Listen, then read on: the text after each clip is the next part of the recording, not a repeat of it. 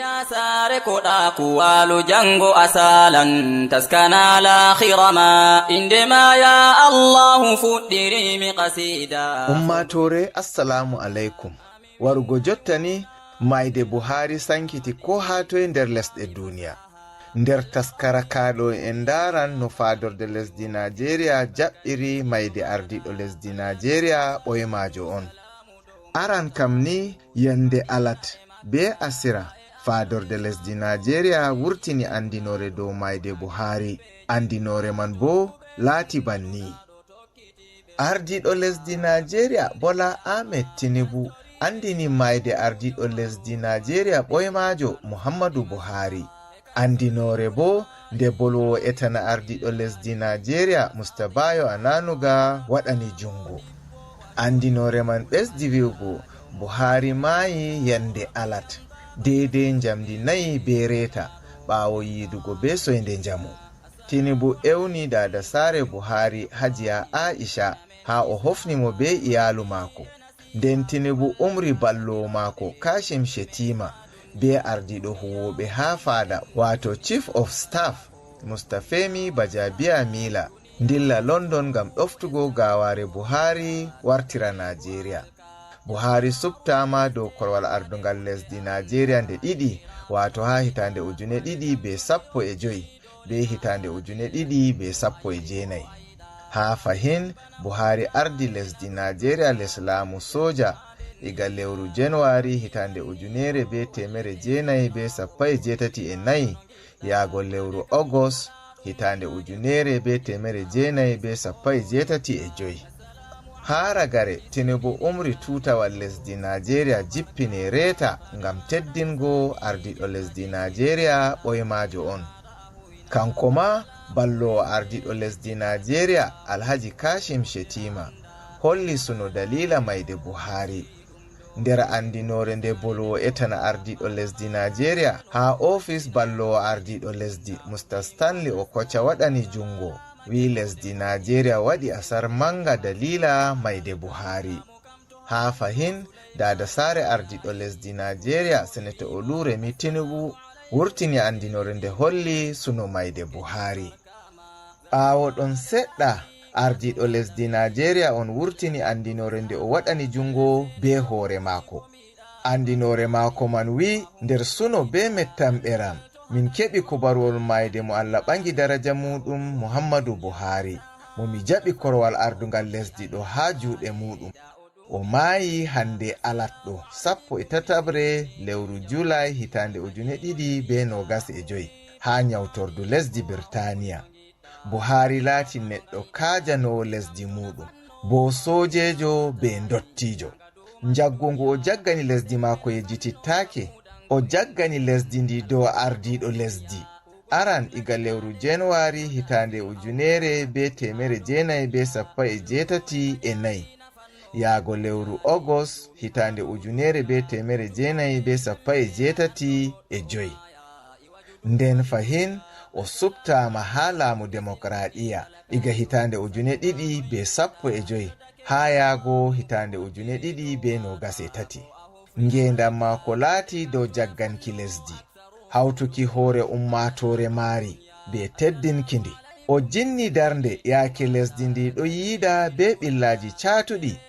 O wawtiɗi be gongaku dow anduki sembe lesdi meɗen be ummatore maari. O tabitini ɗotanki didaɗi lesdi ha nokkuje kuuɗe.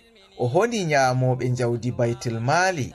Nden o totini lesdi mako dow haajeji mako. Ha yaake lesdi men ɗon nder suno, miɗo yerɓa kofngol fofo am yaago debbo mako Hajiya Aisha mo mi arti mi ewni be ɓiɓɓe mako be lenyol Buhari be yiɗɓe mo fu. Miɗo yerɓa kofngol am yaago gomnati be ummatore Katsina sakkontama lamlamɓe dondonu Daura. Mi teddini njaggungo o jaggani lesdi. Tariha lesdi ɗo yejjitittamo. Miɗo tora jawmirawo jaɓa koɗaku mako. Ngam teddingo ardiɗo lesdi ɗo ɓoyemajo on, mi umri tutawal lesdi ɗo jippine reta ha nyalɗe 7. Gomnati mobgal lesdi hokkan Buhari teddinore nde handi. jawmirawo yaafumo hokkumo jannatul firdausi. jawmirawo waɗu waroɓe ɓaawo tokka ɗatal maako ngal haajanki lesdi e nanta jagganki ndi. ɓaawo tinubu umri ballowo maako alhaji kashim shetima be ardiɗo huwoɓe ha fada mustafemi bajabiya mila dilla london ngam ɗoftuki gaware buhari wartira lesdi nigeria be jemma. kashim shetima be tokkal muɗum ummi iga abuja yago berniwol london. ɓe jotti london be fajiri. dow darnde ardiɗo lesdi nigeria bola ahmed tinubu ballowo ardiɗo lesdi alhaji kashim shetima ɓaawo jippuki ha berniwol london yarani iyalu buhari kofgol fofo mayde ardiɗo lesdi nigeria ɓoymajo on. kashim shetima yilli iyalu buhari ha yake ɗum ɗo rena timmingo ɗareji ɗi hokkata dungayere wartirgo gaware buhari nigeria iga london. ha fahin shetima be tokkal muɗum gilli baɗirawo buhari on wato mamman daura ha o jaɓata nyawdigo ha london majum. nder ɗoftiɓe kashim shetima hauti be ardiɗo huwoɓe ha fada wato chief of staff mustafemi bajabiya mila be gomnajo diwal borno professor babagana umara zulum be ministajo hakkilanki shanu yasi lesdi nigeria ambassador yusuf mai tamatugga be ballowo ardiɗo huwoɓe ha fada wato deputy chief of staff senator ibrahim hassan hadeja. iga ɗon on bo kashim shetima be tokkal muɗum jarani ardiɗo lesdi nigeria ɓoymajo general abdulsalam abubakar gilla ha nyawtordu ndu o jaɓata nyawdigu ha berniwol london majum. ha ɗon on bo general abdulsalam abubakar andini dow kanko be buhari ɓe mbalidino ha nyawtordu woru nden kanko ɗum jaɓɓitimo amma kadi buhari bo balɗe timmi. nonnon bo fahin ardiɗo lesdi nigeria ɓoymajo musta goodluck e bele jonathan be ardiɗo lesdi ghana ɓoymajo nana akufo ado jarani ballowo ardiɗo lesdi nigeria kashim shetima be tokkal muɗum gilla ha ɓe njoɗi ngam jaɓugo fofo mayde buhari ha cimaru lesdi nigeria bi'etendu nigeria house ha berniwol london. ɓe kofnimo kofgol fofo mayde muhammadu buhari. iga aran goodluck e bele jonathan waɗi jungo ha deftere nde ɗum omti ha cimaru man ngam jaɓugo mijoji ummatore dow mayde buhari. to en numtan shetima yehi london on dow umrore ardiɗo lesdi nigeria bola ahmed tinubu ngam yahugo ɗofta gaware buhari wartuki lesdi nigeria. nde wali weeti wato fajira altine tutawal lesdi nigeria lestinama reta ha fada ngam teddingo buhari. fada de'iti shiru mo a yi fu ɗo fewi delem. tutaji laatiɗi dow gollirdo ardiɗo lesdi ha buhari man waɗi duuɓi 8 yake o ɗo doggina laamu maako fuu lestinama.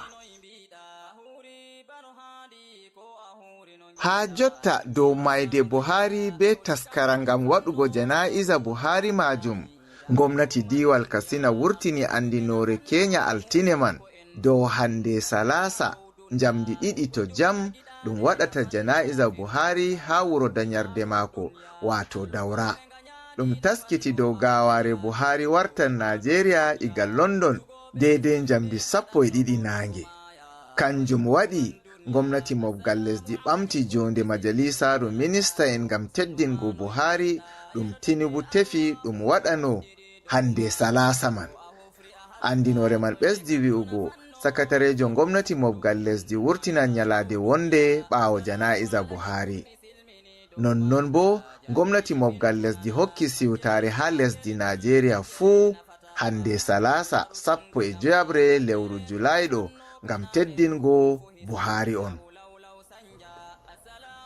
ha jottani dow taskara jana'iza buhari majum kenya altine ardiɗo lesdi nigeria bola ahmed tinubu notani tiggugo komitiwa nga hauti jami'en gomnati tedduɓe ngam taskitiggo jana'iza Buhari hande salasa ɗo to jam. Komitiwa man les jagorgal sakatarejo gomnati mobgal lesdi Senator George Akume hokkama hakke taskitiggo shiryaji ngam doggingo jana'iza Buhari bana no handi.